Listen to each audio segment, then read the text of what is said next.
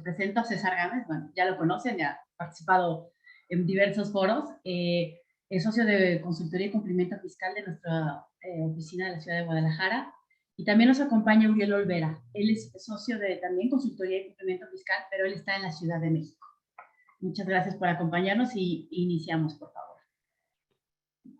¿Qué vamos a platicar el día de hoy? ¿Qué incluye este tema del CFDI versión 4.0 que tanto hemos estado hablando, tanto escuchamos incluso en medios, ¿no?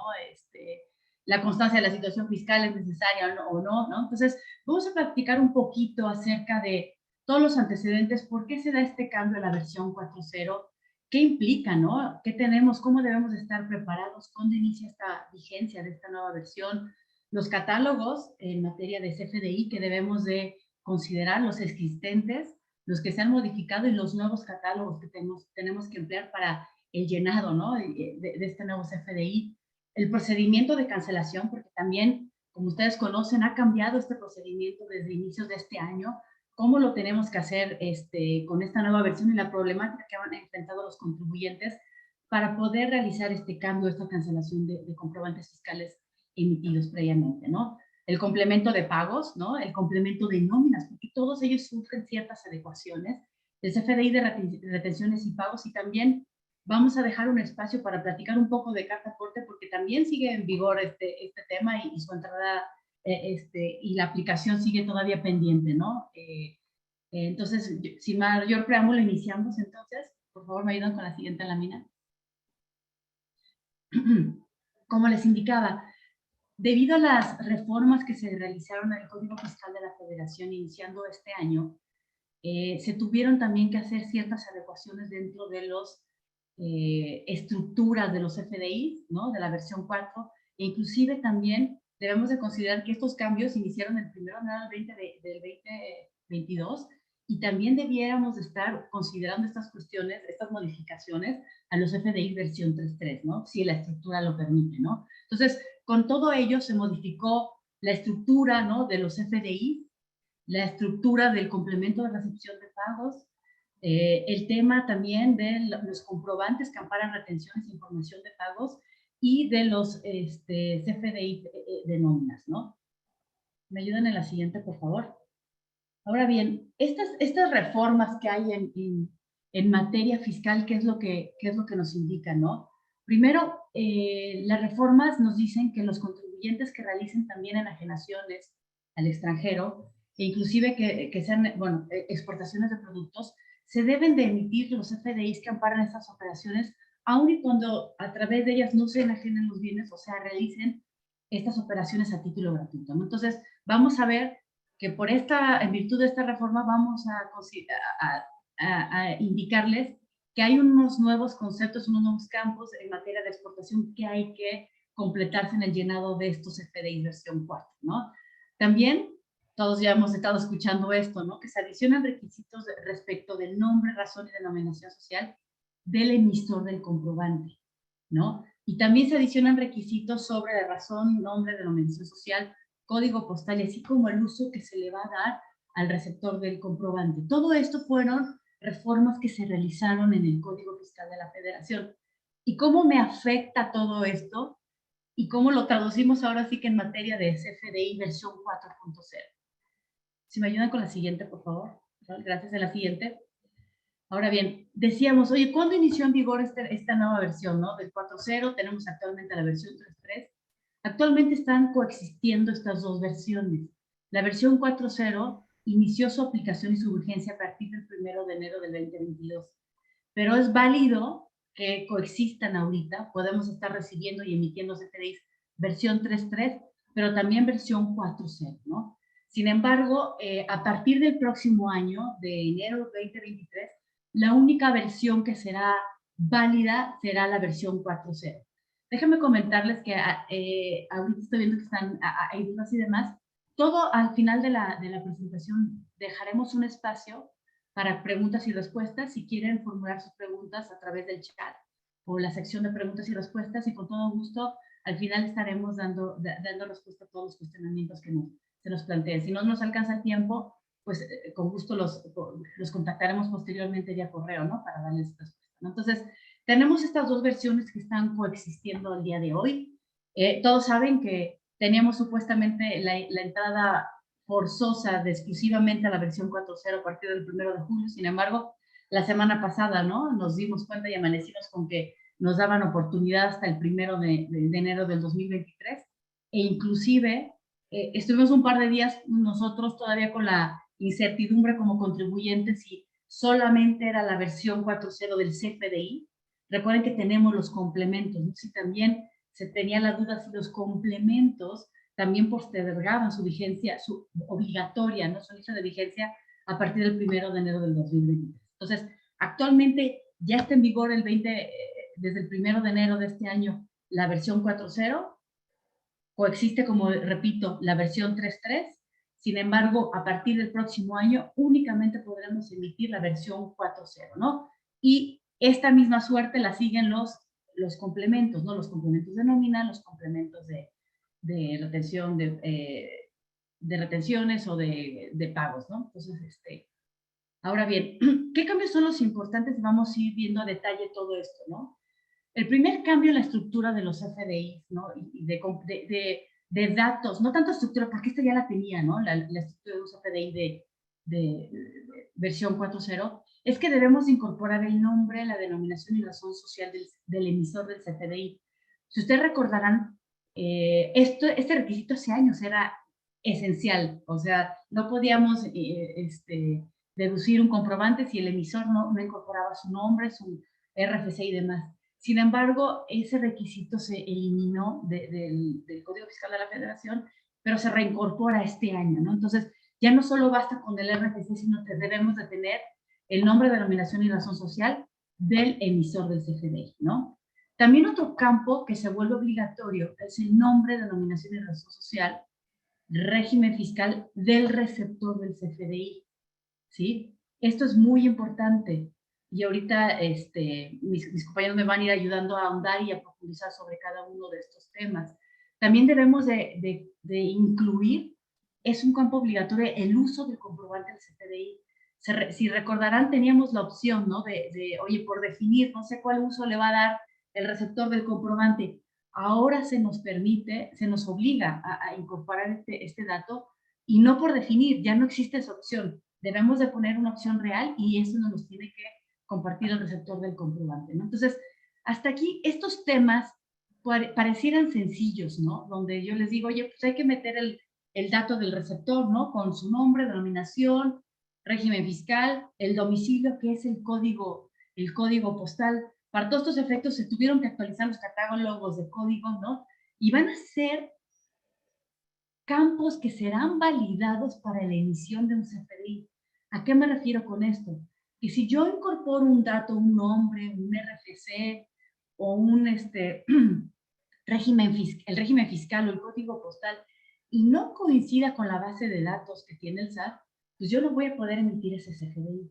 Entonces, es por ello que hemos estado escuchando tanto, oye, ¿cómo saco los datos? A través de la constancia de situación fiscal. Entonces, es por ello que debemos obtener la constancia de situación fiscal de nuestros clientes a quien yo le voy a expedir un CFDI para tener, de acuerdo a lo que tiene registrado el SAT, esta emisión, ¿no? Y vamos a ver más adelante que esto mismo va a aplicar para el tema de las nóminas, ¿no? Donde otro campo también obligatorio es el tema del domicilio, que se incorpora con el código postal, ¿no? Entonces, sobre este tema del nombre, denominación y razón social ha habido también ciertas incertidumbres y cambios, ¿no, Uriel? Si nos quieres platicar un poquito sobre todo el tema del régimen de capital, ¿no? Porque sabemos que el nombre de la denominación social de una entidad es el patito SADCB, ¿no?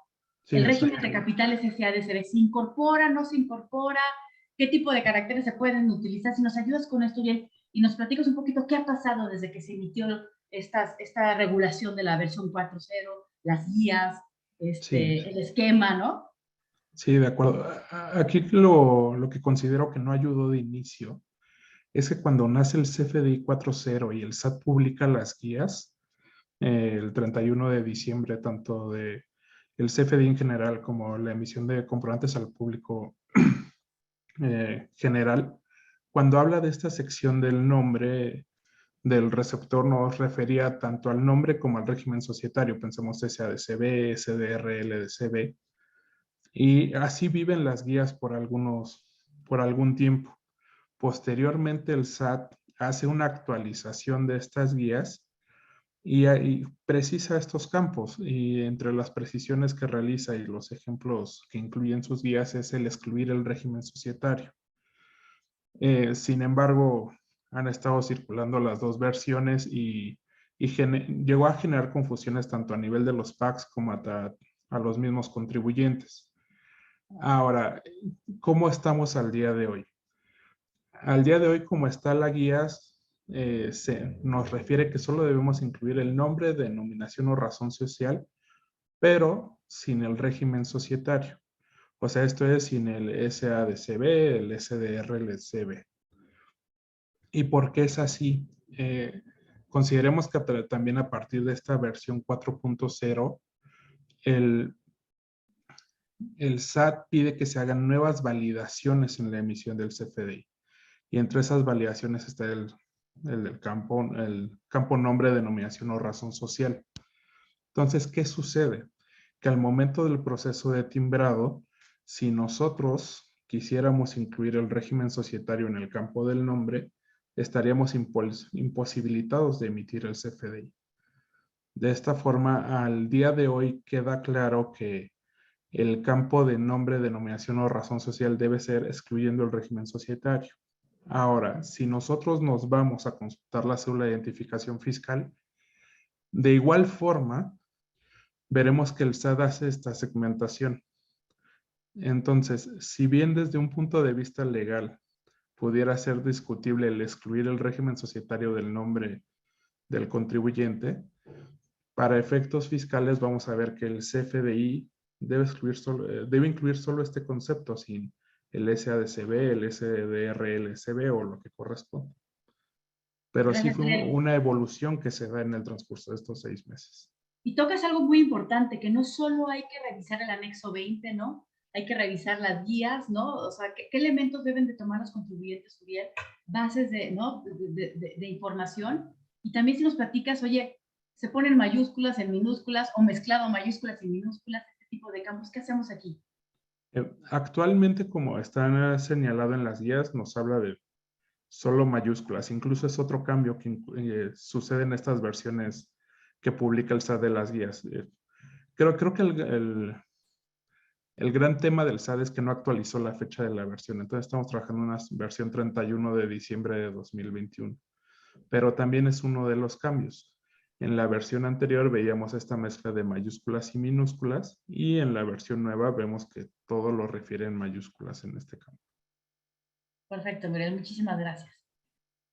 También otro de los cambios dentro de las estructuras y de lo que tenemos que incorporar de datos dentro de un CFDI es que tenemos que incluir en materia de impuestos, si se trata de actividades que son actos o actividades, vaya la redundancia, que son objeto o no de los impuestos, ¿no? Esto se refiere a impuestos indirectos, ¿no? Y da como resultado, ustedes saben que también para este año, para el 2022, hay una reforma en materia de IVA donde ya se regulan y se define cuáles son los actos o actividades que no son objeto de este impuesto, ¿no? Entonces, de entrada vamos a tener también que clasificar el impuesto e identificarlo si es objeto o no objeto, ¿no?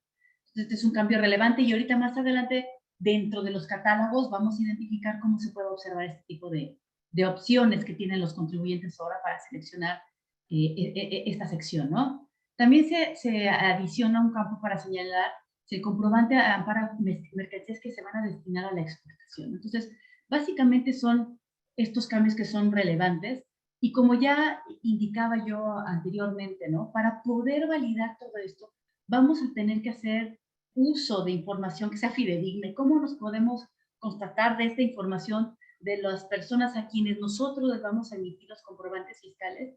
Pues es a través de las constancias de situación fiscal. ¿Me ayudan con la siguiente lámina, por favor? Que por eso ustedes han escuchado y en los noticieros y en medios y demás que el SAT hay colas inmensas para que los empleados vayan a tramitar sus constancias de situación fiscal. Y a los clientes, ¿por qué me está preguntando ahora, no? Mi proveedor este tipo de información, ¿no? Entonces, es por todo esto que estamos ahorita nosotros platicando, porque si no el emisor del comprobante se va a ver imposibilitado a emitirlo, ¿no? Entonces, Uriel, si nos quieres platicar un poquito cómo está todo este tema. También, César, si ustedes quieren aportar algo, adelante, Julián. Sí, en el tema de constancias de situación fiscal, pensemos que es algo que ha existido, ¿no? Desde un inicio, incluso desde que nos damos de alta ante el SAT, nos quedan esta constancia de situación fiscal. Ya existía un procedimiento de recuperación de la misma en reimpresión de acuses en el RFC, donde la podíamos obtener. Si bien se llegaba a solicitar en algunas circunstancias, la verdad es que su uso no era del todo generalizado, salvo en ciertas transacciones específicas. Pero ahora, con estos cambios que ocurren para el CFDI 4.0, justo se vuelve el medio de confirmar cómo nos tiene registrados el SAT. Y vamos a pensar en el caso de una persona física, cómo tiene registrado el nombre. Pensemos que incluso puede haber, todavía se presentan temas de las Marías, MA. José es J. Y en el caso de las sociedades, tener certeza en cómo tiene estructurado el nombre. Pensemos en este sentido, si tiene pegada la denominación, si es una sola palabra o la tiene segmentada. Entonces, para esto, cuando empieza a haber esta necesidad de solicitar más constancias, sigue existiendo este tema de generarlo a través del portal, con el procedimiento que ya estaba previsto de CFDI 4.0, de reimpresión de acuses, y ahora lo que hace el SAT es adicionar procesos. Entre ese procesos está el poder descargar la cédula de identificación fiscal vía SAT móvil, y en adición, justo por toda esta carga que se genera en las administraciones e imposibilidad práctica de generar las constancias, se habilita este procedimiento del SAT ID, que les comentaría que de experiencias de algunos clientes sí han podido generarlo, ¿no? Y justo el SAT ID, si ustedes recuerdan, es el procedimiento que ya existe para renovar la firma electrónica, ¿no? Entonces, justo el SAT como que se va colgando a los procesos que ya tiene para generar, para poder obtener las constancias, ¿no? Y en qué caso se volvió muy complejo esto, sobre todo con personas físicas, donde probablemente no estaban familiarizadas con el proceso, era la primera vez que lo hacían. Y de ahí el SAT detonó nuevos procesos, que es el poder enviar un correo. Si pasamos a la siguiente, por favor. El poder enviar un correo a esta dirección de cifmasivo@sat.gov.mx. Ahora, de este comunicado, por ahí circularon un par de versiones, inicialmente por parte del Consejo Coordinador Empresarial, donde al parecer ya habían recibido un borrador y se circuló de manera anticipada, y el SAT publica algunos días después ya un comunicado oficial donde nos precisan dos mecanismos. Uno es enviar el correo a esta dirección de CIF masivo, y pudieran existir dos vertientes, que si es una empresa con más de 400 trabajadores, se asignan horarios específicos en la administración del SAT, que les diría, platicando con varios clientes, de todos modos se volvió una situación compleja. Y hay otros casos donde si el contribuyente tiene más de 1000 clientes o se tienen que entregar más de 1000 constancias, incluso el SAT instala módulos, que también de aquí, revisándolo con algunos clientes, ya ha sucedido con algunas administraciones locales, ¿no? La posibilidad de que el SAT vaya, te instale el módulo, y en función de los diferentes turnos que se puedan tener en planta, se vayan entregando las constancias a los propios trabajadores. Y se evite todo este proceso de carga en las administraciones que creo que el SAT no dimensionó en su justa medida en un inicio. Gracias, Uriel. Continuando con los cambios en esta versión 4.0, otro que es relevante es la información que debemos incluir, hablando de facturas globales, que son las que realizamos con público en general. Son campos adicionales que ahora nos están solicitando, donde debemos de incluir la periodicidad de facturación, mes y ejercicio, ¿no? Que corresponde a la facturación que estamos emitiendo.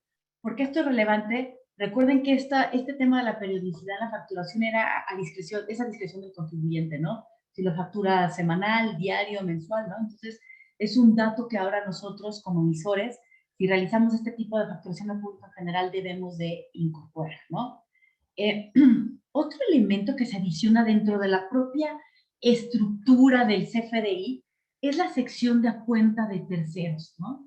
En este dato, debemos incorporar, en este campo, perdón, señalar los datos del tercero cuando se realizan operaciones a su nombre, donde debemos de incorporar el RFC, el nombre, el régimen y domicilio fiscal, ¿no? Hago ahora sí que énfasis en esto porque ya existía, ¿no? Esta sección que se está incorporando dentro de la estructura de un CFDI existía anteriormente como un complemento, el complemento a cuenta de terceros. Entonces, teníamos anteriormente con la versión 3.3 el CFDI y se le incorpora el complemento cuenta de terceros. Y como ustedes saben, esta estructura, esto se ocupa únicamente para operaciones que se realizan los comisionistas o prestadores de servicios de cobranza al amparo de la regla 2713, ¿no? Entonces, ahora ya forma parte de la estructura de un CFDI en la versión 4, ¿no? Entonces, si estamos emitiendo la versión 3.3, debemos de incorporar este complemento. Si estamos utilizando la versión 4, usamos únicamente este campo, este nodo, ¿no, Uriel? No sé si nos quieras platicar un poquito, Uriel, acerca de esto y en virtud de ello, ¿qué implica, no? ¿Quién factura? ¿Es facturar a nombre de un tercero? ¿Y qué cambios ha habido inclusive para el tema de declaraciones y pagos, ¿no? Porque si yo estoy emitiendo facturas, pues a lo mejor ya saben que el SAT nos envía invitaciones y si yo estoy emitiendo una factura a nombre del tercero, pues a lo mejor me la suman a mi cuenta, ¿no? No la del tercero, ¿no? Entonces, ¿qué pasa aquí? Si nos pueden platicar un poquito. Sí, este complemento, Viviana, nace de la regla 2713 de la resolución miscelánea fiscal. Y te diría, si lo tratamos de simplificar un poco, va enfocado a comisionistas, o sea, es alguien que realiza una operación por cuenta de un tercero. Pero pensemos que el que realice la operación es, por ejemplo, que preste el servicio o enajene el bien por cuenta de ese tercero. Porque en algún momento también de que nace este complemento se llega a confundir con la regla 27113, que es quien realice pagos por cuenta del tercero. Entonces, como estaba estructurado anteriormente, el complemento vivía de forma independiente al CFDI y en él se permite desglosar todos los detalles de la operación, ¿no? El tipo de bien que se está enajenando, por cuenta de qué contribuyente es. Ahora, con el cambio a versión 4.0, lo que se hace es integrarlo en el propio CFDI.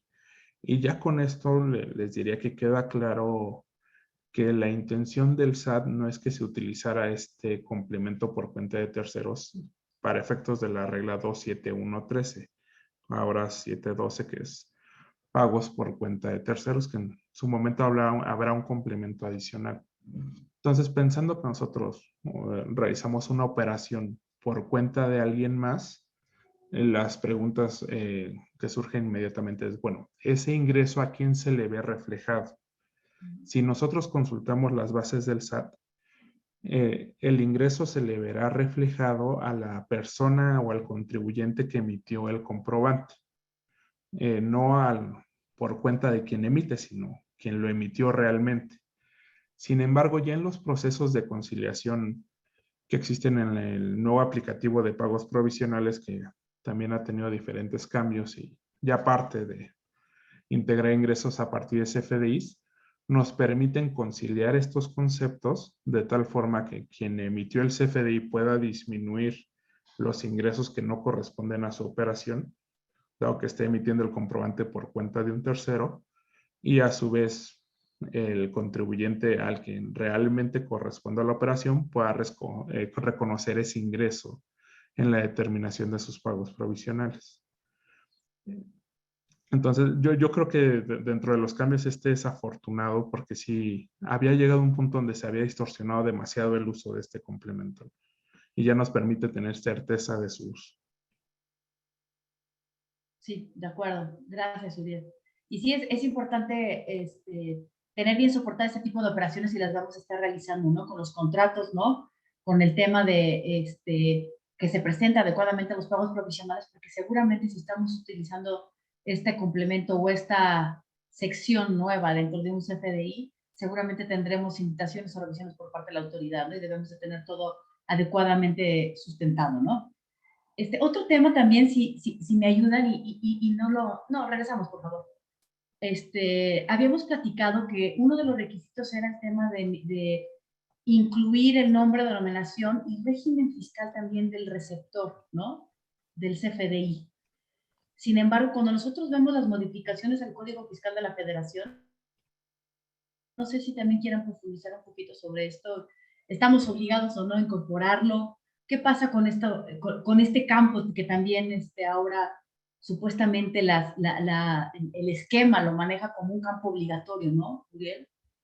Sí, en el caso de este concepto, si nosotros nos referimos al artículo 29A, fracción cuarta del Código Fiscal de la Federación, vamos a observar que el régimen fiscal no es un elemento que se solicite para el receptor del CFDI.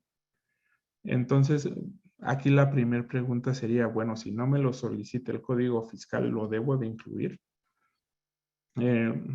Y a lo mejor la respuesta sencilla sería, desde un punto de vista técnico, si no lo incluimos, no vamos a poder timbrar la factura. Pero esto no significa que carezca de sustento legal.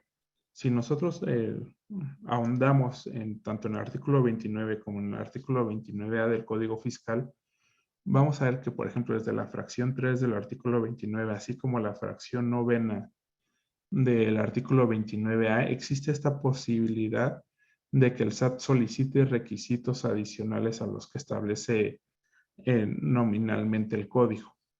Y entonces, a partir de estos dos fundamentos, pensaría que es válido que el SAT solicite el régimen fiscal y que no debiéramos limitarnos solo a la lectura del 29 a fracción cuarta, ¿no? Sino ver de forma integral la disposición y con eso incluirlo. Si no se incluyera, como ya comentaba, no sería factible timbrar el CFDI. Exacto, y con esta fracción 9, ¿no? Del 29A, ¿no? Como dices tú, 29A y 29, se le da fuerza, ¿no? A la aplicación de los elementos que ya habíamos considerado, ¿no? A este anexo 20, ¿no? A las guías, ¿no? Al esquema, ¿no? Todos estos elementos, ¿no? Que son lo que regula, ¿no? La emisión de un CFDI, ¿no? Entonces, sí es importante también ponerlo sobre la mesa y tomarlo en cuenta a la hora de las emisiones. Y como tú dices, técnicamente no podríamos emitirlo, ¿no? Entonces, es algo importante a considerar, ¿no? Entonces, continuando con los cambios en los FDIs, Perdón, también, Viviana. sí, Perdón. adelante César, gracias, César. Con relación a ese tema del régimen fiscal del receptor del comprobante, digo, como bien dicen, se vuelve un tema práctico, no un tema jurídico, porque evidentemente las disposiciones no establecen esa obligación. Y entonces otra vez regresamos a esta discusión de, oye, la constancia de situación fiscal es necesaria o no. Lo cierto es que facilita el proceso, porque estarle preguntando a tus clientes, oye, ¿cuál es tu régimen? Porque lo tengo que manifestar en el CFDI que yo te voy a emitir a tu nombre. Si no me lo da, no tengo este dato, ¿no? Y es estarle preguntando, dame tu régimen, dame el código postal de tu domicilio, bla, bla, bla. Es mucho más práctico que nos entreguen una copia de su constancia de situación fiscal y con eso lo resolvemos. Y aquí la cuestión es que se vuelve contradictorio con lo que las propias autoridades han estado diciendo. Recientemente a mí me tocó participar en una sesión de síndicos y ellos decían, oigan, ya esta forma de broma, ¿no? Estos memes que aparecen en internet y demás de que, oye, pídele la constancia a tu trabajador para que me la dé, pero me la tienes que pedir a mí porque yo la tengo y es como un círculo vicioso. Lo cierto es de que es necesaria, digo, el ejemplo es con los trabajadores, pero también con nuestros clientes es lo mismo. Entonces, aunque ellos digan que no es necesario, porque inclusive el comunicado que salió hace pocos días, que ya refería Uriel, el propio comunicado dice, oye, si tú ya tienes la información, no es necesario que pidas la constancia. sí, no es necesario, pero se vuelve algo práctico, porque si no, todos los datos que se requieren con estos cambios para manifestarlos en el CFDI, pues voy a tener que estarlo pidiendo uno por uno, cuando en la constancia se encuentran todos, ¿no?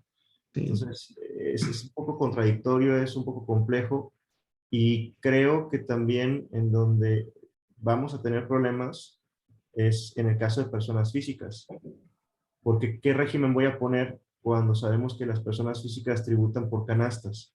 Le Claro. voy a poner, si aparece que sueldos y aparece arrendamiento y aparece actividad empresarial, ¿cuál de los tres? ¿El que tenga mayor porcentaje o cuál va a ser el régimen fiscal?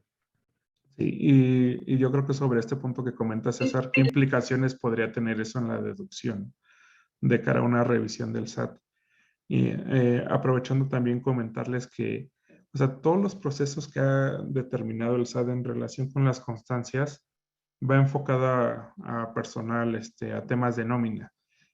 Hasta el día de hoy no existe un procedimiento para obtener constancias de clientes, ni un proceso individual ni un proceso masivo, y les diría, veo poco probable que pueda existir por todo el tema de protección de datos, legislación de protección de datos que tenemos en México.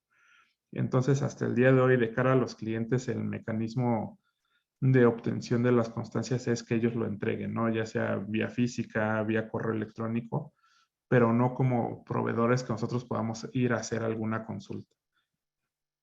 Sí, de acuerdo. Y acuérdense que todo esto son datos que no son estáticos, dinámicos. Un contribuyente puede cambiar de denominación, un contribuyente puede cambiar de domicilio, y a lo mejor nuestros expedientes de clientes no están actualizados, ¿no? Y es una práctica que vamos a tener que seguir ahora, ¿no? De ahora en adelante, porque cualquier cambio que tengan los clientes y demás, antes nos limitamos nada más con nuestro RFC, ¿no? Ahora, como son elementos de cotejo, ¿no? Para poder emitir, pues tenemos que tener al día nuestros expedientes, ¿no? Y Sí, esto no es nada nuevo, ¿eh? Déjenme decirles, como decía ahorita Uriel, está enfocado ahorita en nóminas, todos estos procesos, ¿no? Pero recuerden que el sector financiero ya tiene una obligación similar, ¿no? Bien, una obligación similar de años atrás, donde sí, por curioso, por risa que les pueda dar, oye, si el propio SAT ya tiene la información, ¿por qué tienen que validar los bancos todos los RFCs de sus cuentavientes? Que ya existía, ¿no? sí, hace Ajá. 10 años teníamos un proceso muy similar en bancos, donde existía esta obligación para los bancos de validar la información fiscal de sus clientes. Se hacía un proceso con el SAT donde el SAT enviaba cartas de solicitud, el banco la atendía vía un TXT y se hacía la conciliación. En su momento ese proceso llegó a estar un poco en desuso porque se generaron muchos problemas con los cuentavientes, duplicidad de RFCs. Ahí recordemos que en algún momento cambió el algoritmo del SAT para la generación de homoclaves, entonces se llegaron a presentar estos casos donde una persona tenía dos homoclaves distintas, ¿no? Y de ahí se fue limitando este proceso de que el banco consultara o incluso inscribiera a sus clientes de manera indirecta en el RFC. Ahora, uno de los puntos que señalan en las preguntas es, ¿qué pasa si el domicilio de mi empleado es incorrecto? ¿Eso me debiera afectar o no la deducibilidad? No sé ahí, Viviana, ¿tú qué opinas? No, aquí el tema es que la obligación del domicilio fiscal es de cada contribuyente, ¿no? Si tú estás proporcionando esa información, o sea, el patrón y demás no tiene la obligación de estar validando y cerciorándose de que el domicilio es el adecuado, ¿no? Entonces, es por ello que para estos efectos, tú como patrón necesitas la constancia de situación fiscal, que es el dato que el trabajador ya declaró ante el SAT, ¿no? Y es momento ahorita oportuno, es por eso que están estos trámites sencillos desde, oye, desde regístrate, desde obtén tu contraseña y obtén los datos para que tengas tu información actualizada ante el SAT, ¿no? Ese es lo que yo considero, ¿no? Que, que, Sí, de tam- acuerdo. que también, Diana Uriel, digo, obviamente no lo manifiesta así la autoridad fiscal y las disposiciones o los cambios que tuvimos para este año tampoco lo refieren de esa manera, pero pues todo esto es un refresh de la base de datos del SAT. O sea, realmente nos pudieran haber dicho, oigan, va a haber un programa de actualización de datos fiscales de todos los trabajadores en el país, ¿no? Y pues es lo que están logrando, porque como bien dices, Viviana, o sea, los patrones no van a correr el riesgo, o por lo menos nosotros no recomendaríamos correr el riesgo de poner un dato de domicilio que sea incorrecto. Entonces, lo más ideal sería, pues con la constancia, no vamos a tener lugar a duda de que de ahí podemos obtener el dato correcto para el timbrado de los CFDIs de nómina.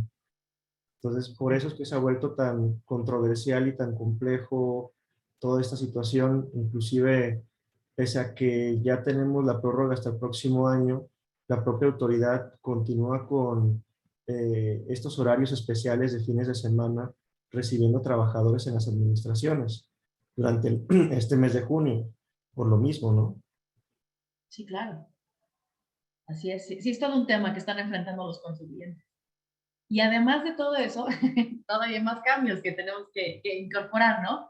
Otro dato que podemos ahora y permite la versión 4.0 es que se puede incluir más de una relación, ¿no? De CFDIs, ¿no? Que eso también era una problemática que teníamos. Y evidentemente con todo lo que hemos estado platicando, dentro de las validaciones que tiene que realizar el PAC, que son los proveedores de certificación, también van a tener que, se incrementan mayores, ahora sí que tienen mayor grado de dificultad, ¿no? Mayores validaciones que realizar para poder timbrarse un comprobante, ¿no? No sé si que aquí quieran platicar un poquito bien el tema de la relación de los FDIs, la problemática que enfrentaban algunos contribuyentes en cuanto a este aspecto y los campos limitados, ¿no? Sí, exacto. O sea, en el caso de las relaciones de CFDIs, el, o sea, ¿qué sucedió originalmente? Veíamos que muchos contribuyentes no relacionaban los CFDIs. Entonces, a partir de la modificación, vemos que el SAT le da peso, ¿no? Tanto en la emisión de los propios comprobantes fiscales, así como en cuanto a la cancelación de los CFDIs que cancelaremos, que comentaremos más adelante. Ahora, en cuanto a uno de los temas importantes a considerar es, o sea, por ejemplo, incluso en cuanto a métodos de formas de pago y demás, estaba muy limitado. Entonces, a partir de esta modificación del 4.0, lo que nos permite es ampliar y qué es lo que busca con esto el SAT, allegarse de mayor información de cara a los procesos de fiscalización, ¿no? Justo, o sea, por ejemplo, ahorita estamos en una época donde hay una gran fiscalización en materia de IVA en función de los métodos y formas de pago asentados en los comprobantes, donde vemos que muchos contribuyentes están recibiendo invitaciones, ya sea vía correo electrónico o buzón tributario, para aclarar las inconsistencias que puedan existir respecto de el IVA que se pudo haber determinado conforme a CFDIs, considerando formas y métodos de pago, en relación con aquel que efectivamente reportó el contribuyente, ¿no? Entonces, a partir de aquí debemos de tener un cuidado más importante en todas estas relaciones, ¿no? Tanto en los CFDIs que nosotros emitimos, así como en los CFDIs que recabamos de proveedores. De acuerdo, de acuerdo. Bueno, y continuando con estos temas de cambios, ¿me ayudan en la siguiente lámina, por favor? Ahí nada más es para su conocimiento, ese es el complemento, ¿no? A cuenta terceros. Esa es la estructura que actualmente tiene y que se utiliza para la versión 3.3.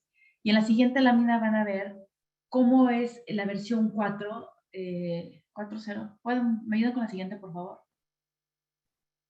Nada más para que lo tengan como conocimiento, cómo es los datos que ahora se piden, ¿no? Dentro, es muy similar, ¿no? Pero dentro de la propio estructura de un CFDI, como ven en el anexo 20, se puede incorporar la información que ya habíamos platicado a cuenta de terceros, ¿no? En la siguiente, por favor. Ahora, en un inicio les platicábamos que los catálogos también sufrieron ciertas adecuaciones y se incorporan nuevos catálogos. Evidentemente, el tema del código postal es un catálogo que también sufrió adecuaciones, se incrementó, ¿no? La información que contenía este catálogo, y varios sufrieron a lo mejor adecuaciones, ¿no? Como por ejemplo, en la siguiente, por favor. Catálogos nuevos son el de exportación, donde ya podemos tener estas 4 claves, ¿no? Donde vamos a identificar, si no estamos hablando en el 01 de una exportación, si estamos hablando de exportaciones definitivas de bienes tangibles, ¿no?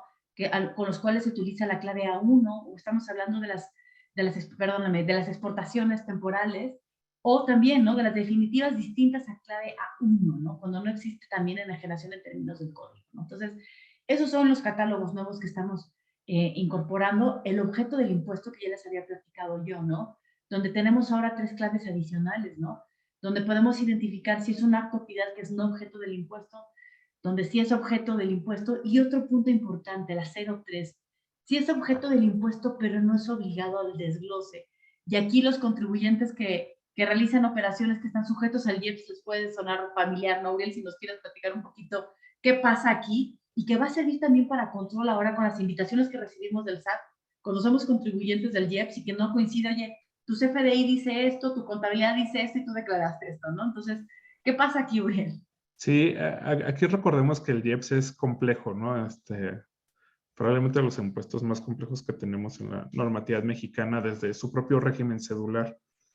Y si nosotros nos referimos al artículo 19 de la ley del IEPS, vamos a ver que a diferencia de todos los demás impuestos, o no sé si todos, pero la gran mayoría, la obligación del contribuyente es no desglosar el impuesto. Sí trasladarlo, pero no desglosarlo.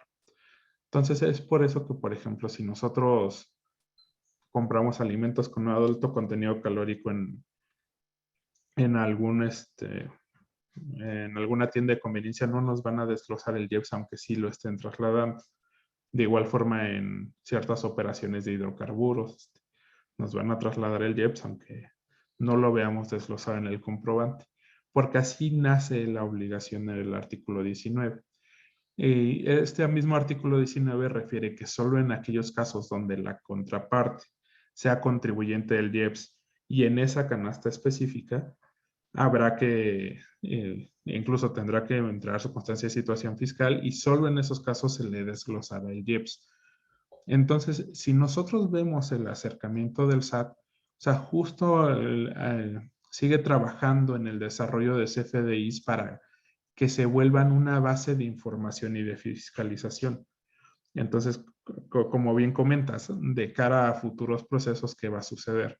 Si tenemos inconsistencias entre los CFDIs con objeto de impuesto 03 contra lo declarado y lo asentado en la contabilidad, probablemente tengamos un proceso de fiscalización y de aclaración ante el SAT, como ya lo estamos teniendo ahora con ISR, IVA, retenciones.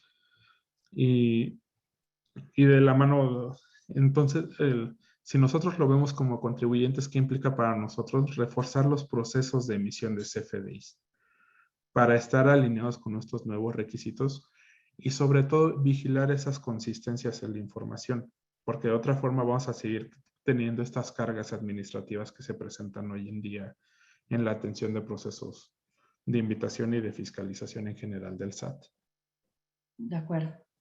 Oye, bien, Gracias. aprovechando Sí. lo que comentas, digo, Sí. hay una pregunta aquí en el chat, si este catálogo de no objeto, sí objeto y demás, aplicaría entonces a los dos impuestos, tanto a IVA como a IEPS. Correcto. Sí, Es lo correcto. veríamos aplicable a ambos casos. Exacto. Digo, aunque realmente pues, el enfoque primario pues, ha sido el IVA, ¿no? Pero como bien comentabas ahorita, pues, el tema de IEPS no hay que dejarlo de lado por el hecho de que sea algo muy particular de algunos sectores de contribuyentes. Y Es también correcto. Gracias. Y también aprovechando esta diapositiva, preguntaban un tema de maquiladoras por el tema de retorno de mercancías, toda vez de que tienen la obligación de expedir un CFDI cuando realicen dicho retorno. Nos preguntan que ningún PAC conoce la forma de hacerlo. Efectivamente, ese ha sido un problema desde ya hace mucho tiempo. Entendemos que la clave que estamos viendo ahorita en pantalla, la 04, de definitiva con clave distinta A1, debería de ser la clave que se utiliza para el retorno de mercancías. Sin embargo, pues siguen habiendo problemas tecnológicos para el timbrado. Entonces, ¿qué han hecho algunas maquiladoras? Utilizan un CFDI de traslado para cumplir con esa obligación. Pero sí ha sido un problema que, por lo menos a día de hoy, entendemos no hay una solución concreta, ¿no? Sí, de acuerdo. Gracias, César. ¿Me ayudan con la siguiente lámina, por favor? Les comentaba que son catálogos nuevos y catálogos que se han estado cambiando, ¿no? Entonces, dentro de los cambios importantes es lo que les comentaba en un inicio, ¿no? La clave de uso del CFDI, utilizábamos la P01, ¿no? Que es por definir. Esta ya se va a eliminar, ¿no? Va a estar vigente hasta este año nada más, hasta el 31 de diciembre. Sin embargo, hay que considerarlo y ahora en la emisión de los CFDI debemos incorporar el uso que efectivamente le va a dar el receptor del CFDI, ¿no? Sean adquisiciones de mercancías, gastos en general, ¿no? Pero tiene que ser en realidad el concepto que se va a timbrar, ¿no? También otras claves que se adicionan dentro de las claves de uso son la de sin efectos fiscales, pagos y nóminas, ¿no? Como saben, esto va a ser para poderlo incorporar dentro de los timbrados de nómina, ¿no? De los CFDIs de pagos para que se están perfeccionando, ¿no? Los campos y los CFDIs y los complementos adicionales que estamos utilizando. Y sin efectos fiscales es para cuando alguien adquiere algún bien, ¿no? Por ejemplo, y no le va a dar ningún efecto fiscal, no va a ser reducible para ellos, ¿no? Entonces, son las claves que se van a ir empleando y son las nuevas, ¿no? Entonces, es importante tomarlo en consideración. Ahora bien, también en un inicio les platicaba acerca de la cancelación del CFDI que tiene sus particularidades a partir de este año. Quizá la palabra, Uriel, si nos detalles un poco cómo va el proceso y qué hay que hacer ahora, ¿no? Sí, muchas gracias, Viviana.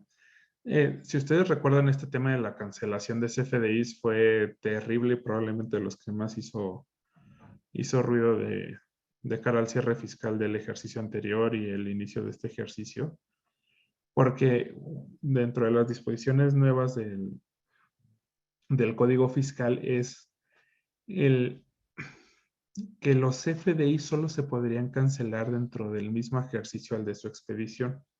Entonces nosotros decíamos, bueno, ¿qué pasa en diciembre?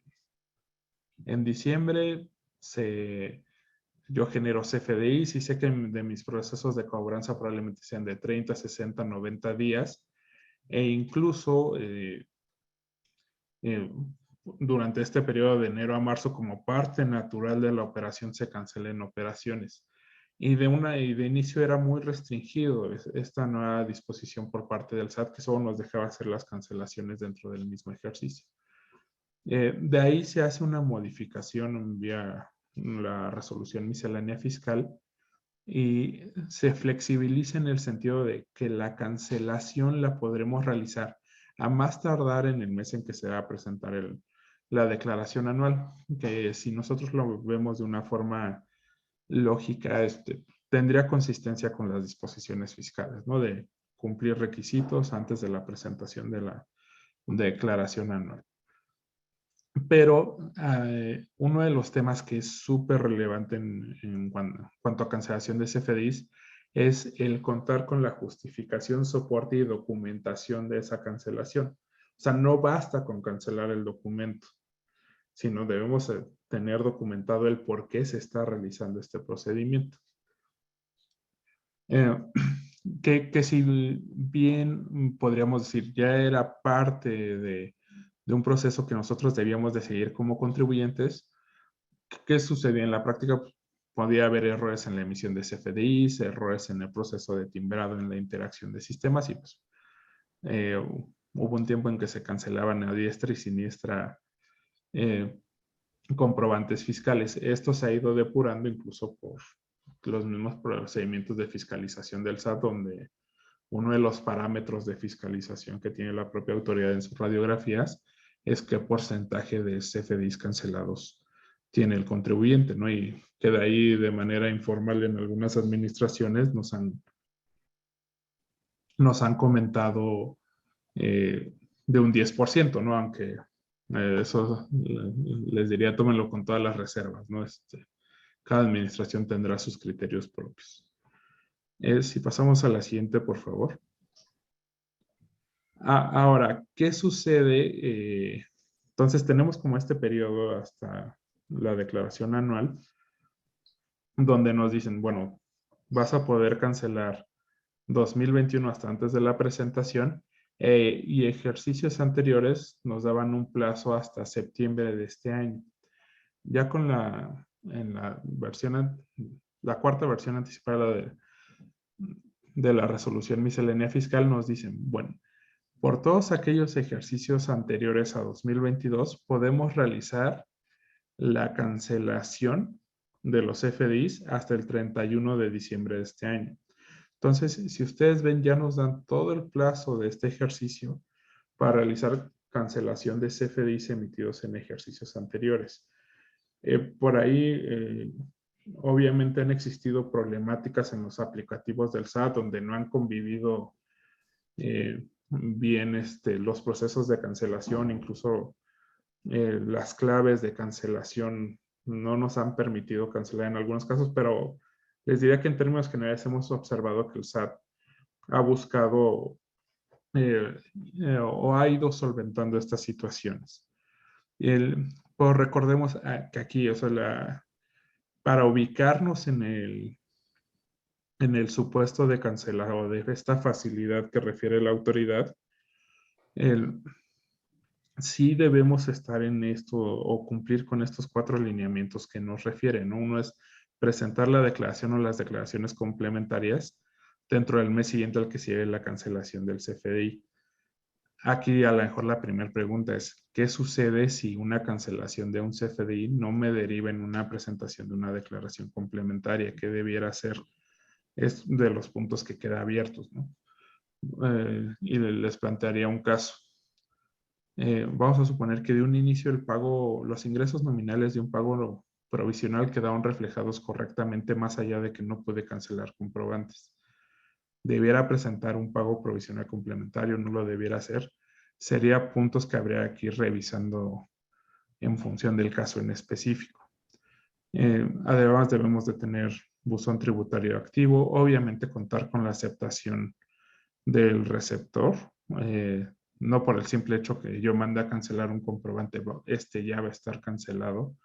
Recordemos que hay lineamientos específicos para que esto así suceda y que vamos a revisar un poco más adelante en la plática. Y en el caso de que la operación subsista y la cancelación atienda a un error, pues sí emitir el comprobante fiscal que sustituya y que refleje el que se realizó esta operación. Yo les diría en cuanto a recomendaciones, sí vigilar qué ha sucedido en años pasados. De lo que hemos detectado como una herramienta de fiscalización del SAT en el último semestre ha sido el fiscalizar a todos esos contribuyentes que utilizaron notas de crédito para cancelar CFDIs. Aquí recordemos que desde un inicio el SAT ya planteaba y definía que utilizar notas de crédito para cancelar operaciones era una mala práctica. Sin embargo, nos encontramos con muchos contribuyentes a los que sus sistemas de RP les impidían cancelar operaciones, ¿no? En su momento se parametrizaron así probablemente de forma incorrecta. Entonces, les diría que hay varios contribuyentes donde están en esta situación que en lugar de cancelar emitían notas de crédito. Entonces, ahí vale la pena evaluar, ¿no? En función de volúmenes, si es necesario entrar a un proceso de cancelación, si es necesario vivir con las notas de crédito y en su caso cómo documentarlo, ¿no? Porque en el fondo ese se vuelve la parte relevante, qué información soporte proporcionamos al SAT para soportar la información que estamos reportando en las diferentes declaraciones de pago. Si pasamos a la siguiente, por favor. Cambios relevantes en cuanto a la cancelación de CFDI. Ahora nos piden que expliquemos por qué estamos cancelando CFDIs. Y de aquí nos señalan 4 claves distintas. La clave 01 es comprobante emitidos con errores con relación. Que esto quiere decir que es un CFDI que está relacionado a otro CFDI y que tiene errores. La clave 02 es un comprobante emitido con errores porque no está relacionado a otro CFDI. La clave 03 es no se llevó a cabo la operación. Y la clave 04, una operación nominativa relacionada en una factura global, que también aquí el SAT hace cambios significativos respecto al proceso de emisión de facturas globales que teníamos en años anteriores. Si avanzamos a la siguiente, por favor. En el caso de la clave 01, comprobante emitido con errores con relación, nos señala que se debe utilizar cuando el comprobante contenga algún error, ya sea clave de producto, valor unitario, o pensemos a lo mejor la descripción del comprobante. Entonces, en estos casos nos señala que debemos emitir un comprobante nuevo donde se relacione el comprobante emitido originalmente y ya que la cancelación se lleve con la clave 01. Si pasamos a la siguiente, por favor. Entonces, a partir de estas disposiciones, el SAT publicó diversas infografías y nos muestran este ejemplo en las publicaciones que han realizado. Si un contribuyente emite una factura el 18 de noviembre, días después detecta que hay un error en el cuerpo de la factura, ¿no? Pensemos en claves de producto, nombres, descripciones, etcétera. Lo primero que implica, o bajo el procedimiento definido de emisión de CFDIs, se debe emitir una nueva factura en la cual se va a relacionar la factura la cual contiene el error. Y esto sería con la clave 04. Una vez que nosotros tenemos la nueva factura ya con la información correcta, ahora sí es cuando haremos la solicitud de la cancelación de la factura original, utilizando la clave 01 y registrando la factura B, que fue la que sustituyó a la factura que se emitió originalmente. Que aquí es donde yo les diría, platicando con diversos clientes, fue donde nos enfrentamos a más problemas de cancelación de CFDIs. Y justo en estos periodos de transición entre que el SAT limitó 2021 y tenía abiertos ejercicios anteriores y después de que habilita también la cancelación de 2021. Y en algún momento no hubo posibilidad de cancelar estos CFDIs. Entonces, si bien es el procedimiento, yo les diría, básico del SAT para la cancelación, ¿qué es lo que también nos comentó el SAT? Si pasamos a la siguiente, por favor. Que en caso de que no fuera posible utilizar la clave 01 para cancelar CFDIs, se podría utilizar la clave 02. Entonces, con esto lo que buscó el SAT es simplificar o subsanar estos procedimientos técnicos que no quedaban tan claros a nivel de las aplicaciones o a través del proceso de cancelación de CFDIs. Si pasamos a la siguiente, por favor. Entonces, lo que nos decía el SAT es, bueno, si tú no puedes cancelar o la factura te marca un error de cancelación con el motivo 01, entonces lo que haremos es cancelar la factura, original, cancelar la factura B que nosotros expedimos para sustituir a la factura A, en ambas señalando la factura 02, y emitir una factura C con la clave 04 y relacionando la factura A. Entonces, si nosotros vemos, debemos de seguir ya sea el procedimiento 01, que es el que debiera aplicarse en todos los casos, y yo les diría, este procedimiento con el motivo 2 lo vería como un proceso alternativo, ¿no? Solo en el caso de que no se pueda, tengamos un error en el proceso de cancelación. Si pasamos a la siguiente, por favor. Entonces, clave 2, como ya se los adelantábamos, esta clave, como lo define el SAT, es cuando existe un error en el RFC de los CFDIs emitidos. Entonces, bajo este supuesto, habremos que cancelar el CFDI que tiene si pasamos a la siguiente, por favor. El CFDI que tiene el RFC incorrecto, pensemos de otro cliente con la clave 02, y ya de ahí emitir una nueva factura con los datos correctos del CFDI. Y pensemos que este escenario 2 está enfocado a comprobantes emitidos con errores sin relación. ¿Sabes? Porque estamos hablando de, en este supuesto que maneja el SAT, de contribuyentes distintos a los cuales se les debió haber emitido la factura. En el caso 03, probablemente de los más sencillos, es no se llevó a cabo la operación. Entonces, puede suceder muchas veces en cualquier operación comercial, operación de servicios, donde se emitan facturas y no se concreta la venta o no se concreta el servicio.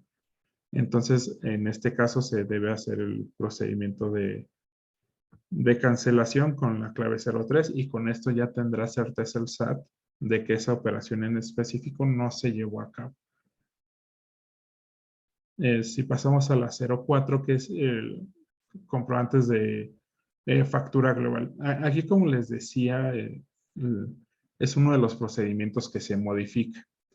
El procedimiento como estaba definido es que nosotros emitíamos una factura global y si algún cliente, vamos a pensar del evento o de la tienda autodepartamental, etcétera, solicitaba un CFDI en específico, se generaba una nota de crédito y por el monto de esa factura en específico y se le entregaba la factura al cliente. Ya con el proceso de cancelación con esta clave 04, lo que nos dice el SAT es, bueno, si tú emitiste una factura global, tienes que cancelar esa factura global con la clave 04. Posterior a eso, emitir la clave de la operación individual con los datos del cliente en específico y vuelves a emitir una nueva factura global para cerrar ese proceso. Entonces, también de cara a contribuyentes que tengan una operación intensiva con público en general, podríamos decir que en cierta medida se incrementa la carga administrativa a considerar. Si pasamos a la siguiente, por favor. Ahora, también les comentaba con anterioridad, para que se cancele un CFDI no basta que como contribuyentes lo solicitemos ante el SAT. Existen casos donde para la cancelación del CFDI la debe aceptar el cliente. Entonces, si ustedes recuerdan, había procedimientos de cancelaciones, vamos a ponerlo entre comillas, automáticas. Dentro de estas cancelaciones automáticas eran CFDIs con valor de hasta 5,000 pesos. Ahora se ajusta este monto a 1,000 pesos. Todavía tenemos la posibilidad de cancelar de manera automática CFDIs de nómina y CFDIs de ingresos. También CFDIs que amparan retenciones e información de pagos. Y en el caso de operaciones con clientes que superen ahora el umbral de 1,000 pesos, nosotros podíamos cancelarla de forma automática dentro de los 3 días hábiles siguientes. Ahora nos reducen a día hábil a su expedición, el que ocurra de manera automática. Y entonces de aquí deberemos de seguir con el procedimiento de gestión con el cliente para recuperar estos CFDIs.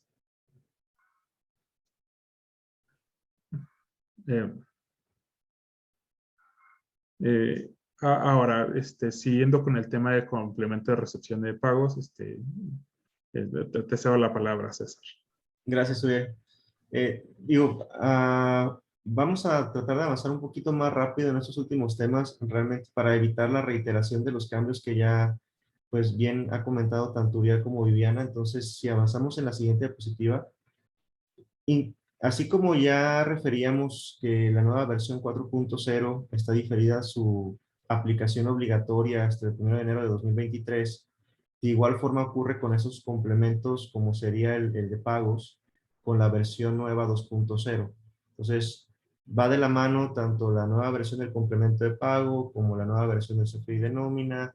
Entonces, ahorita los temas que voy a comentar, si bien es cierto, no son obligatorios de manera inmediata, sí es importante retomar que los cambios de estas nuevas versiones están alineados con los cambios de la estructura base del CFDI. Entonces, aquí en el caso particular del complemento de pagos, tenemos que se está incluyendo un resumen en totales en cuanto a los montos de la acción pagada, los impuestos trasladados y los impuestos retenidos. Este resumen previamente no lo contenía el complemento en esta versión 2.0, que es en donde está incorporando. También, como ya referíamos, este cambio de los actos no objeto está provocando que documentos como el que ahorita estamos viendo también incluyan un campo especial para esas transacciones de actos o actividades no objeto. También lo que ya referíamos en cuanto a pagos a cuenta de terceros, que es un tema diferente ya lo comentaba Uriel, del CFDI, de cuenta por pago a terceros y que sería el que se utilizaría en el caso de agentes aduanales, agencias de publicidad.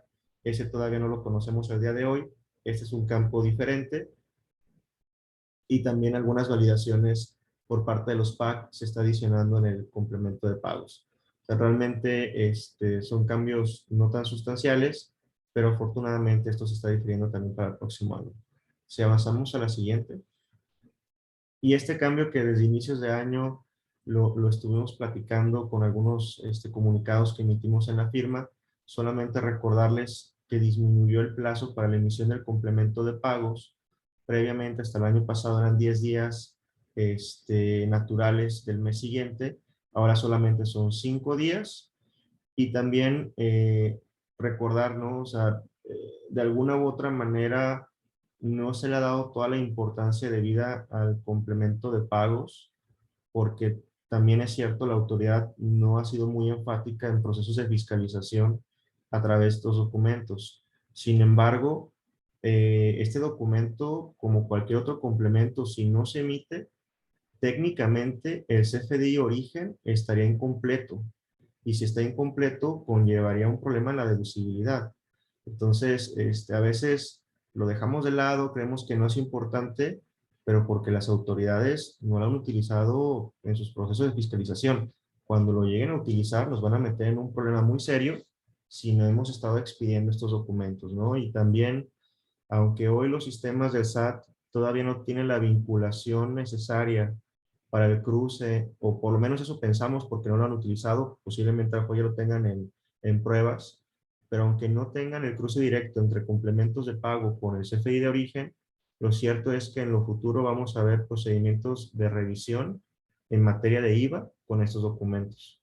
Entonces, si no los tenemos por parte de nuestros proveedores o si no los emitimos, vamos a tener un problema en los próximos meses o próximos años. Si avanzamos a la siguiente. En cuanto al complemento de nómina, también la siguiente, por favor. Ya lo hemos estado platicando, este ha sido el tema de revolución en cuanto a la saturación en las oficinas del SAT para la obtención de la constancia de situación fiscal. Entonces, ya lo referíamos, se difiere su aplicación hasta el 1 de enero de 2023. También hubo una modificación en cuanto a que se homologó el formato de la fecha en el documento, pues, para poderlo tener igual que nosotros documentos electrónicos, ¿no? También se eliminan validaciones de la versión y la forma de pago. Realmente son cambios mínimos, lo más sustancial es los datos particulares del trabajador, principalmente la cuestión del domicilio. Si avanzamos, por favor. De hecho, aquí pueden observar ustedes qué validaciones están incorporando y qué requisitos se convierten obligatorios en esta nueva versión. En cuanto a las validaciones, pues son validaciones de la estructura base de un CFDI. Muchas de estas validaciones técnicamente no aplican en un CFDI de nómina, como sería un tema de cuenta predial, un tema de información aduanera. Sin embargo, se están adicionando en el proceso de validación que tendrán que realizar los PAC y el propio sistema del SAT. Y en cuanto a requisitos obligatorios, lo más sustancial que ya referíamos, la cuestión discutible del régimen fiscal, el tema del código postal del domicilio fiscal del trabajador, y la pregunta que les ponemos al final de esta diapositiva es la discusión que ya tenemos hace algunos minutos de si es o no indispensable contar con la cédula de identificación fiscal. La verdad es que nosotros recomendamos que sí, aprovechando los mecanismos que ya nos explicaba Uriel hace algunos instantes. Oye, César, y aprovechando Sí. este tema que estás tocando sobre el código postal y los datos que se incorporan al CFDI, hay una pregunta. Oye, y el IMSS va a poder tomar este tipo de información ahora, ¿no? Para identificar el código postal, dónde están, y dejemos no solo el IMSS, las autoridades locales, ¿no? Las Claro, autoridades Impuestos sobre locales nómina, con el sí. tema de, pues sobre nóminas exactas. ¿no? Técnicamente lo podrían hacer porque ya desde hace varios años hay convenios de colaboración entre el Colaboración. IMSS y el SAT, también entre algunas autoridades estatales. Entonces, claro que si dichas autoridades quieren aprovechar esta información que va a estar en los CFDIs de nómina para hacer cruces y revisiones, creo que válidamente lo pueden hacer. Y pues bueno, también recordar que en ese tipo de actividades el IMSS, pues la verdad es muy ágil. Entonces, sí es una cuestión que hay que tomar en cuenta, inclusive también las preguntas que por ahí nos compartían aquí en el chat y en el campo específico de preguntas y respuestas, era si era recomendable que el domicilio fiscal del trabajador se modificara si es que el que tienen registrados es incorrecto.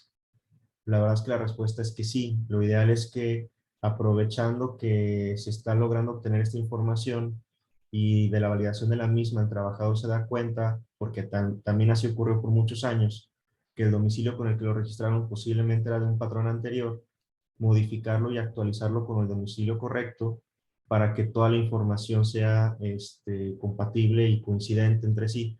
Entonces, sí es recomendable. También preguntaban, oye, ¿y si yo timbré con el domicilio antes del cambio, pero que sí estaba tal cual manifestado en su cédula de identificación fiscal? Mientras haya utilizado el domicilio fiscal registrado en ese momento, técnicamente no hay ningún problema, y una vez que el trabajador haga el cambio, a partir de ahí tendremos que utilizar ese domicilio para el timbrado de los efectos de nómina. Pero sí, la verdad es que estas preguntas, que si las juntamos en un solo enfoque, lo ideal es que la información esté actualizada, ¿no? Sí, y ahí complementando a César, solo les también transmitiría que ya hay procesos de fiscalización por parte de las autoridades locales con base en la información que se reporta el IMSS. Entonces vamos a tener este enfoque tripartita donde el IMSS se va a cerciorar de que el pago probablemente esté con base en lo que se refleja en los CFDIs del SAT, y a su vez la autoridad local con base en las personas que estén registradas ante el IMSS en esa entidad federativa, ¿no? Entonces, o sea, como mencionabas con anterioridad, ¿no? Cada vez se vuelve más importante tener atención a estos detalles de información en los comprobantes. Sí, sí, inclusive también recordar, hay varios estados que tienen la obligación del dictamen. Entonces, si por alguna situación dentro de estos cruces resulta ser que hay más trabajadores en alguna entidad federativa y no se tenía la obligación del dictamen porque no se cumple el umbral, y con esta adecuación se cumple el umbral, entonces se convierte en una cadena de problemas, ¿no? Sí, de acuerdo, César. Perfecto. Si avanzamos con la siguiente, por favor. Y también, al igual que el complemento de recepción de pagos, bueno, el CFDI de nómina, en cuanto al CFDI por retenciones y pagos, como recordarán, es un CFDI informativo cuando los contribuyentes realizan alguna retención, muy comúnmente utilizado en el caso de pagos a residentes en el extranjero. Este CFDI también sufre modificaciones, una nueva versión que es la 2.0. De igual forma, estará de manera obligatoria a partir del próximo año. Y dentro de los cambios, al igual de lo que hemos estado comentando, el nombre, denominación, razón social del emisor. En cuanto al receptor, también el nombre, denominación o razón social y su domicilio fiscal. También se incluye un patrón para señalar el folio, el certificado, fecha y lugar de expedición del comprobante. Se adicionan algunos campos para incluir los CFDIs relacionados, y también algunas especificaciones en cuanto a las retenciones realizadas y los totales que deben de aparecer en ese sentido en este CFDI de retenciones y pagos, y se elimina el campo de la CURP del emisor. Básicamente esto resume todos los cambios vinculados con este CFDI. Y si avanzamos a la siguiente, en cuanto al complemento carta aporte, digo, aquí, como ustedes recordarán, ya hemos tenido otros webinars al respecto. Este es el fundamento que se encuentra en el artículo 29 en cuanto a que las autoridades fiscales podrán exigir un documento vinculado con el transporte de mercancías. Si avanzamos a la siguiente diapositiva, aquí les mostramos un resumen en cuanto a cómo hemos transitado en cuanto a esta obligación por diferentes fechas. Entonces, en este cronograma podemos observar que todo dio origen el año pasado, en mayo de 2021, y básicamente al día de hoy la obligación se ha estado difiriendo hasta el 1 de octubre de 2022. Hasta el momento no tenemos conocimiento de que este complemento vaya a cambiar de fecha en cuanto a su obligatoriedad, como ha ocurrido con todo lo que hemos comentado, que se difirió hasta enero de 2023. Este sigue estando su obligatoriedad a partir de octubre de este año, pero bueno, estaremos al pendiente porque técnicamente el complemento carta aporte pues ya estaba para que entrara en vigor. Entonces, ha habido mucha discusión en cuanto a los gremios, inclusive entre países. Estados Unidos, a través de sus representantes, también ha cuestionado mucho este documento con el gobierno mexicano. Entonces, habrá que esperar a ver si se vuelve a diferir o si efectivamente ya lo vemos de manera completa en su obligatoriedad a partir de octubre, porque al día de hoy sí se tiene que emitir este complemento carta aporte, aunque sea de forma incompleta, ¿no? O sea, sí se tiene que estar emitiendo, aunque todavía no con todos los elementos que contempla dicho complemento. Y recordarles cuáles son las consecuencias de la no emisión de este complemento. Dentro de las más importantes, el embargo de la mercancía, que es la que ven en la parte medular de esta diapositiva, pero también la no deducción del gasto vinculado con el flete, así como el acreditamiento del IVA de esa erogación y algunas sanciones e infracciones económicas que ahorita vamos a comentar.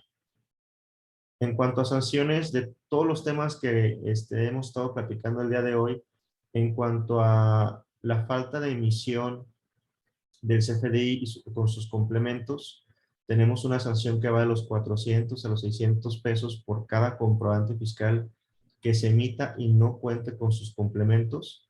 Entonces, esta es la sanción por la falta de cumplimiento en la emisión de dichos complementos.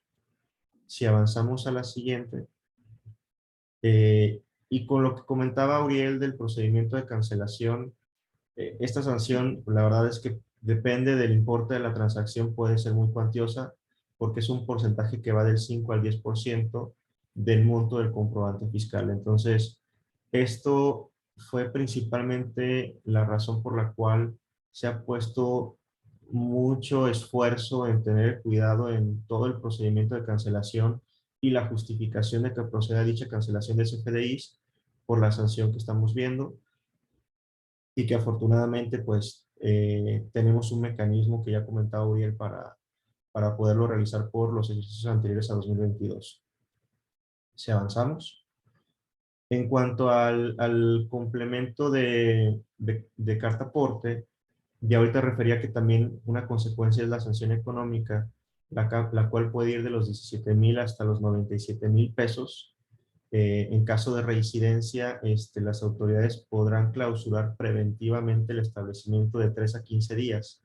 O sea, al margen de la sanción económica, pues el tema de cómo se puede haber afectado el negocio por esta clausura preventiva, pues, también es muy importante.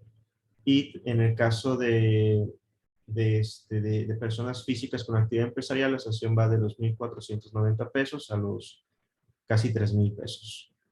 El no expedir o acompañar la documentación que ampare la mercancía en transporte de territorio nacional va de los 760 pesos hasta los 14,710.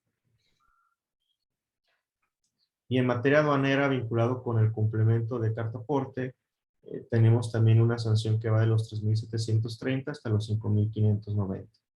Entonces, estas sanciones económicas, no dejarlas de lado al margen de las otras consecuencias que ya hemos estado platicando durante la charla. Muchas gracias, César. Y gracias. Pues si les parece, designemos un tiempo para atender a las preguntas y respuestas que durante la charla los expositores ya han estado tratando de ir respondiendo. Y si quieren, comenzamos con alguna que creo que no hemos tocado el tema. Nos preguntan acerca de si la versión 4.0 referente al tipo de cambio que se debe usar en las facturas versus 3.3 ha cambiado, ¿no? Uriel, si nos puedes platicar sobre este tema. Sí, aquí la precisión que realizan es que se puede manifestar el tipo de cambio fix. Antes no tenía esta precisión la guía. O sea, consideramos que el tipo de cambio fix lo publica el Banco de México y 48 días después es que se publica como el tipo de cambio para solventar obligaciones. De acuerdo, y eso responde también a otra pregunta que nos hicieron, qué tipo de cambio utilizar, ¿no? Entonces la propia guía ya nos aclara todo este tema, ¿no? Que también de forma práctica el tipo cambio fix llega a ser lo mismo que el tipo de cambio fiscal que hemos utilizado toda la vida. O sea, realmente, como comenta Uriel, es una precisión, pero de forma práctica es lo mismo, ¿no? Sí, exacto. Solo el que nosotros conocemos es el fix que se publica en el diario oficial, exactamente. Correcto. También nos preguntan acerca, bueno, el tema de personas físicas que va a ser un problema, ya lo externaba Uriel, ¿no? Durante la presentación, ¿no? Sí, Nos dicen, ya solicité SAT ID, ¿no? Solicité la contraseña y nunca me llegó. De igual manera, la constancia nunca me llegó después de los 5 días que menciona el SAT. ¿Qué le recomendamos aquí? Volver a iniciar el proceso. Sí, Les diría que de experiencias con otros clientes, sí han logrado cerrar el proceso, pero sí hay que estar como que muy pendientes de los mensajes y lo que ven viendo el SAT como parte del proceso del SAT ID. Gracias, Uriel. También preguntan acerca de las constancias de situación fiscal, pero de los clientes, ¿no? ¿Cómo le hacemos? ¿Solo cuando me la envía? ¿Cómo alcanzo a revisar algunos de los links? ¿No? Pues no hay links, ¿no? Sí, Como ya indicabas, no hay un proceso para ello, ¿no? exacto. Y por ahí el SAT publicó una especie de validador, pero pensemos que solo nos dice si la información es correcta o incorrecta. A lo mejor decimos nosotros, oye, no está complicando la vida el SAT, pero también si recordamos lo que les decía, ¿no? De protección de datos personales, se puede ser información muy sensible, ¿no? Entonces, sí, la única forma de llegarse de constancias de clientes es a través de una solicitud directa o al propio cliente. Alguien que ya nos comenta que ya tuve respuesta referente a la alternativa de envío al CFDI masivo, ¿no? A este correo que platicamos, ¿no? Dice, se me hizo muy mala la respuesta de este correo porque le indica que tiene que segmentar los empleados por entidad federativa para que sí se reasigne a las administraciones locales, ¿no? De cada localidad, al ser un gran contribuyente, a pesar de ya que cumple, ¿no? Con el tema de los trabajadores, ¿no? Sí, de ahí tuvimos el caso de un cliente que está en la industria automotriz y sí, justo hubo respuestas distintas en función de la administración en la que se ubica cada una de las plantas. Alguna administración fue mucho más ágil y enseguida comentó, te mandamos el módulo del SAT, y con otra han estado batallando un poquito más. Pero sí, es totalmente a nivel local. Hay una pregunta acerca de las maquiladoras que ya nos hiciste favor de responder, ¿no, César? El tema del tipo de CFDI, que los PAC no saben cómo hacerlo, ¿no? Correcto. También nos dicen, César, si se corrige el domicilio, ¿es necesario notificar al SAT o es suficiente con haberla corregido? Sí, digo, técnicamente si haces una modificación del domicilio tienes que avisarle al SAT, entonces pues va de la mano, ¿no? También si nos ayudas con la siguiente, César, dice, ¿qué sucede si el cliente indica un uso de CFDI que no corresponde a la actividad de la empresa que emite el comprobante? Por ejemplo, solicita el uso de CFDI equipo de transporte, siendo que la empresa que le emite el comprobante es una financiera, ¿no? Y en su caso, lo que aplicaría es la G03, que son gastos en general. En principio pensamos que debe emitirse con lo que le corresponde de acuerdo a lo que está facturando. Sí, ahí sí se vuelve un tema bastante contradictorio porque, por un lado, el uso del CFDI es requisito para el receptor, o sea, es información que está vinculada con el receptor de forma primaria, pero también, como bien comentan, si el receptor pide algo, déjenme decirlo, pues absurdo o fuera del contexto de la transacción, pues técnicamente el emisor debe decir, oye, pues que yo no puedo usar una clave que no está relacionada con mi actividad porque entonces le estoy indicando al SAT que me dedico a algo diferente. Entonces, yo creo que sí es algo que se tendrá que conveniar entre el emisor y el receptor, porque el que tiene la consecuencia sería el receptor, es al que van a revisar el uso del CFDI vinculado con su actividad, ¿no? Pero pues también es cierto que el emisor pudiera tener alguna consecuencia por estar emitiendo esos CFDIs con una clave que no tiene nada que ver con su negocio. Entonces, lo conveniente es que lo discutan entre ambos y lleguen a una solución, porque, digo, podemos hacer un ejemplo más absurdo, ¿no? En el caso de nosotros como despacho que nos pidan que en el uso pongamos venta de activo fijo, evidentemente no tiene nada que ver. Entonces, no pudiéramos hacerlo y tendríamos que hablarlo con el cliente para que realmente la clave de uso sea congruente en la transacción. Sí, y también de este caso recordar que el SAT ahora está facultado para cambiar las actividades económicas de los contribuyentes y mucho va a ir en función de lo que estén facturando y el gran interés que tenemos ahora en actividades económicas son las tasas efectivas de impuestos, ¿no? Entonces, sí se va construyendo una cadena que debemos de vigilar, ¿no? Y sí buscar que todos los FDIs atiendan a la naturaleza real de las operaciones. De acuerdo, de acuerdo. Bueno, otras preguntas son acerca de los cruces que puede hacer el IMSS con las autoridades locales, que ya lo platicamos. También acerca del objeto del impuesto, ¿no? ¿Se acuerdan que decíamos que si es objeto, no objeto y demás? Si aplica a IVA nada más, ya indicamos también, ¿no? Que es aplicable, ¿no? No sé, dice, ¿me pueden compartir un ejemplo de facturación con objeto de impuesto 03, por favor, Uriel? Sí lo podemos compartir. No, o Más. platicarlo brevemente, ¿no? O sea, nada más es Sí,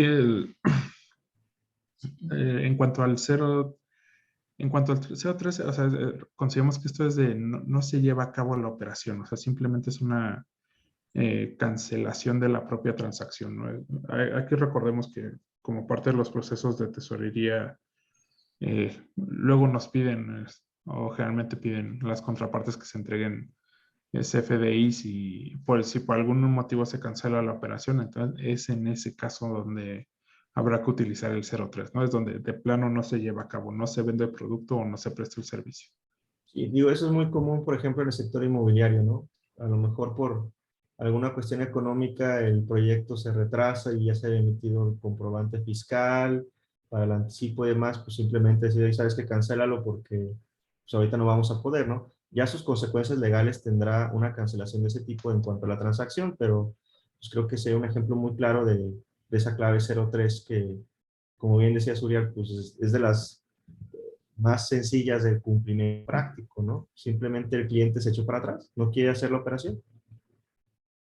de acuerdo, de acuerdo. Y también yo no sé si también estábamos enfocados, la pregunta cuando nos dice objeto del impuesto 03 es sí objeto del impuesto no obligado, si es en cuanto a la emisión, es el ejemplo del IEPS que habíamos ya platicado anteriormente, ¿no? Donde es un Sí, exacto. contribuyente que opera utilizando IEPS, ¿no? Pero en causa IEPS en su operación. Sin embargo, el que recibe el producto, ¿no? O el servicio no es contribuyente y ahí es cuando no estamos obligados a segregar el impuesto y es clave 03, ¿no? No sé, Uriel, César, si ven alguna otra pregunta, porque hay unas que están muy similares, ¿no? Pero alguna otra pregunta que quisieran responder. Sí, del tema de domicilios de los empleados, o sea, como les comentamos, que creo que ha sido la más recurrente, Sí, exacto. es atender a lo que señala la propia constancia. De momento no, el SAT no ha comentado que todos los domicilios deban estar verificados, la verdad es que lo vería imposible. Entonces, en aquellos casos donde no esté verificado el domicilio del empleado, hasta el momento no hemos detectado que sea una limitante para facturar, para emitir los FDIs de nómina. Correcto, sí, porque esa pregunta está muy recurrente de si es Sí. obligación el solicitar la verificación del domicilio. Pues técnicamente no para el timbrado, sí tendrá sus consecuencias para ese trabajador, porque si no se ha verificado, luego puede cambiar un estatus de no localizado y tener otros asegúnes, ¿no? Pero yo creo que eso es más en cuanto a un problema, un riesgo del propio trabajador, ¿no? Ya si está como no localizado, también se vuelve un problema para el que timbra, ¿no? Para el patrón. De Sí, Pero acuerdo. exacto. cuando cambia el estatus de no localizado. Entonces, por eso ahí sí es recomendable que sí se solicite la verificación para que no vaya a cambiar el estatus del trabajador. De acuerdo. Sí. ¿Alguna otra pregunta más? Mm, ¿Se modifica la emisión de constancias anuales por intereses reales o retenciones? Eso, Te iba a comentar. adelante. No, es la que te iba a comentar. Ah, Técnicamente, sí. no, o sea, esa obligación en la ley de impuesto a la renta sigue estando para instituciones financieras, así tal cual. Y salvo que me corrijan, que hayan visto ustedes algo, Viviana, Uriel, mi entendimiento es que en reglas misceláneas no hay ninguna facilidad, ¿no? sí, no. No, Digo, ¿qué es lo sigue igual, exactamente. Y evidentemente estas constancias anuales son se utilizan los complementos, ¿no? De retenciones de formación de pagos, ¿no, Uriel? Entonces, lo que se aclara ahorita de los ajustes, ¿no? En cuanto a los componentes que integran estas constancias aplican. Sin embargo, el tema sigue igual, ¿no? De la emisión de estas constancias anuales, ¿no? Sí, exacto. que ya algunas instituciones, por practicidad, pues te dicen, oye, no te entrego la constancia porque mes con mes te entrego un CFDI con el dato de la retención. Digo, sigue estando la obligación, pero ya dependiendo de las circunstancias, pues a lo mejor se puede utilizar estos datos en lugar de la constancia anualizada. Ok. Ah, Una última más, dice, a un cliente a crédito con RFC genérico, ¿se puede colocar su nombre en el campo correspondiente en vez de la descripción de público en general? Mira, no he tenido el caso en específico. Probablemente el PAC te rechace el timbrado.